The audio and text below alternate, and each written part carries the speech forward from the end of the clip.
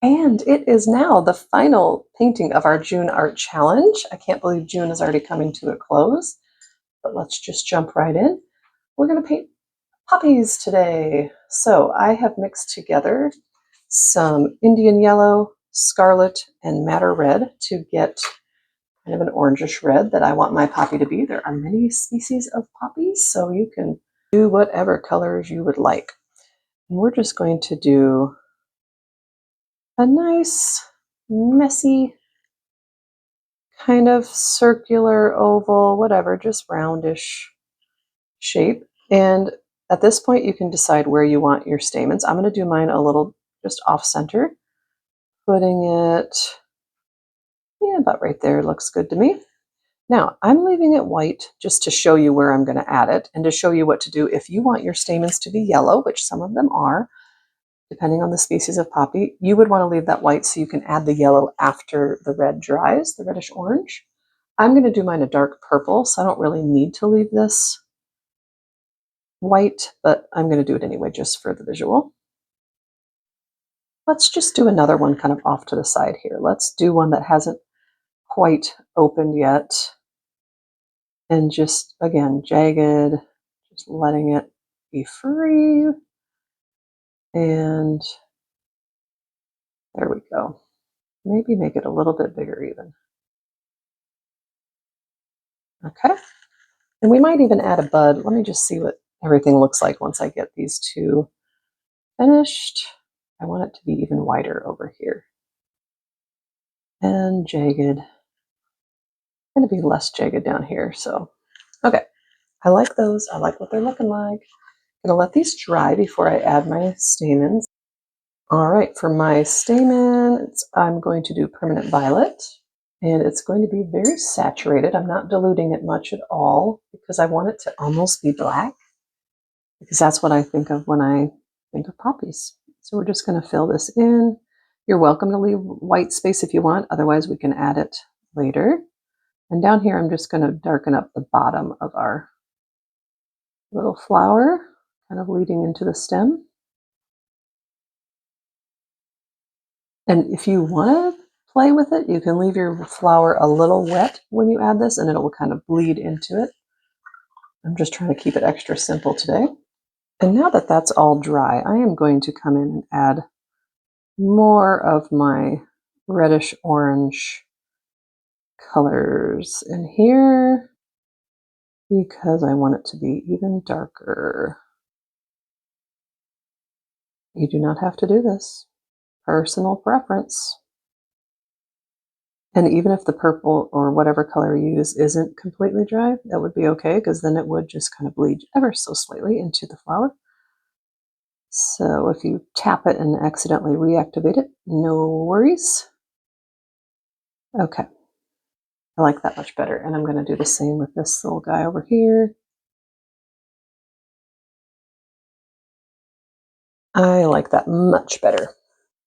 And I'm feeling the need to add a little bud that has not bloomed yet. So I'm going to add one over here. And it's just going to kind of be upside down teardrop, maybe. That was a lot of water on there. So I'm just going to dab it on my paper towel to dry it a little bit so I can get the shape-ish that I want. And I can let this dry and add a little more to that. And that's dry and too transparent for my liking, so I'm just going to add a little more color there and let that dry. And we're going to do some loose stems now. I've just mixed together tree green and hooker's green. And I'm going to do my lines nice and wobbly because that's my interpretation of a poppy. I just think of them as very free-flowing in the wind, just kind of letting my brush flow gently and adding a little bit more width to the stems. And I'm just using the tip of my brush with light pressure for these stems. And for this one, we're going to have it kind of, you know how they are, swooping over like that. I just love poppies. They're so pretty. And let's do a little green around the edges here as well. Maybe some flowers, just jaggedy flowers coming up here. I mean, not flowers, leaves. I think I did that in my last painting too. I called these petals, but they're leaves actually, in case you didn't know. You can see I'm just dotting them in here. I am not being precise in any sense of the word.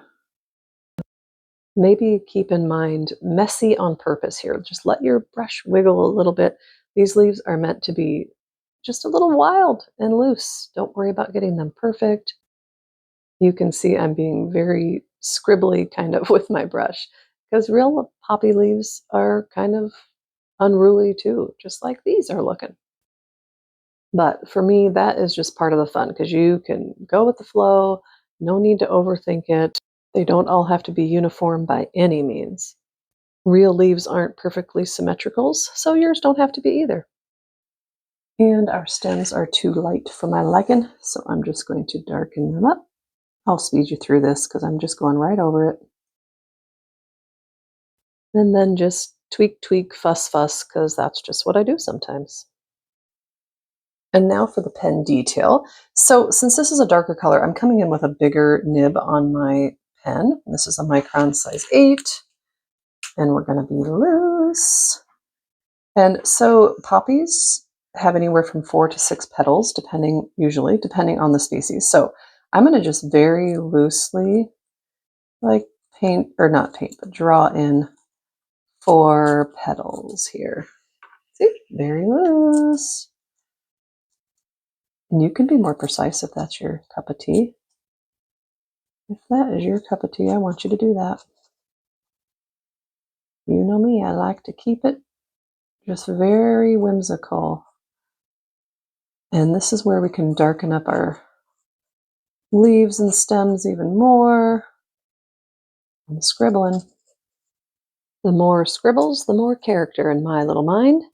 And it might look like I'm speeding up the video here, but I'm not. I'm just being that carefree. This part for me is where I'm able to be the most playful. And if that's a little too much for you, just feel free to follow the natural curves or edges of your brush strokes. And to finish it off, you guessed it, splatter. We have to end June with a splatter, right? I do believe. All right, time to sign your painting and call it good. Thanks so much for hanging out with me. I really appreciate it, and just your support. You guys have been so kind these last 11 months or so that I've been on YouTube, and I just thank you for that. And I hope you enjoy your weekend, and I'll see you next time.